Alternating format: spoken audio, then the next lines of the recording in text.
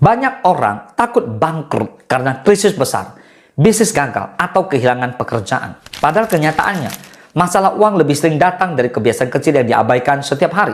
Masalah finansial jarang muncul tiba-tiba. Ia tumbuh perlahan dari pengeluaran kecil yang tidak dikontrol, keputusan impulsif, dan kebiasaan nanti saja.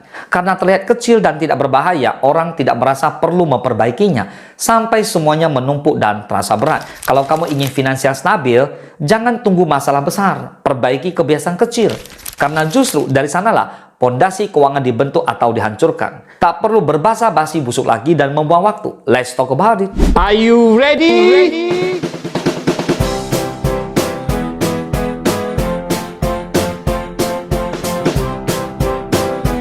Are you ready?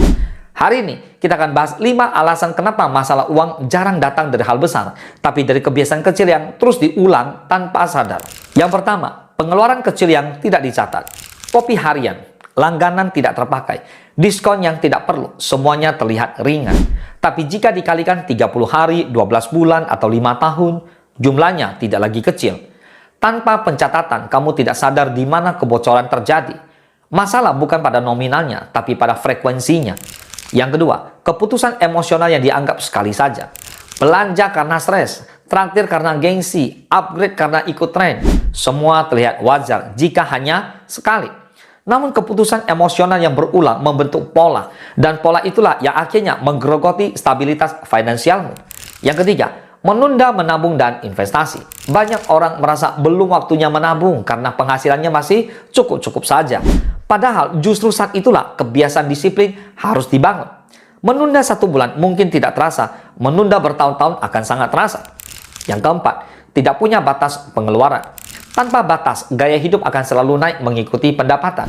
Akibatnya, penghasilan bertambah tapi kondisi tetap terasa pas-pasan. Masalah uang muncul bukan karena kurang, tapi karena tidak ada kontrol. Batas yang jelas adalah bentuk perlindungan finansial. Yang kelima, mengabaikan dana darurat. Selama kondisi normal, dana darurat terasa tidak penting. Tapi satu kejadian tak terduga cukup untuk menggoncang semuanya. Masalah uang sering datang bukan dari peristiwa besar, melainkan dari ketidaksiapan menghadapi peristiwa kecil yang mendadak. Mulai hari ini, catat semua pengeluaran selama 30 hari.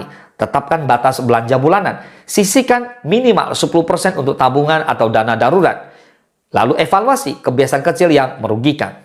Perbaiki hal kecil sekarang sebelum menjadi masalah besar nanti. Masalah uang jarang datang dari satu keputusan besar. Ia lahir dari kebiasaan kecil yang dibiarkan terlalu lama. Kendalikan yang kecil hari ini dan kamu akan terhindar dari krisis besar di masa depan. Semoga bermanfaat. Salam sukses, dahsyat.